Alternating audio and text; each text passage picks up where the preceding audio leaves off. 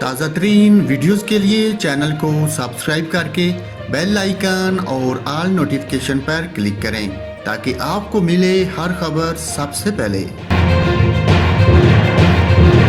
ناظرین، ملک بھر میں کرونا وائرس کے بڑھتے ہوئے پھیلاؤ کے پیش نظر محکمہ داخلہ سندھ نے کرونا SOP سے متعلق نیا حکم نامہ جاری کر دیا۔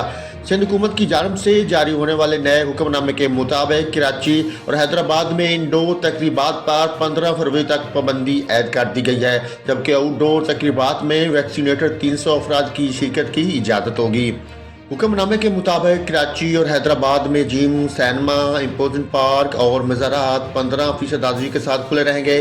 صوبائی محکمہ داخلہ کی جانب سے جاری نوٹیفکیشن کے مطابق کراچی، حیدرآباد میں 12 سال سے کم عمر طلبہ کے لیے اسکولوں میں 50% حاضری ہوگی۔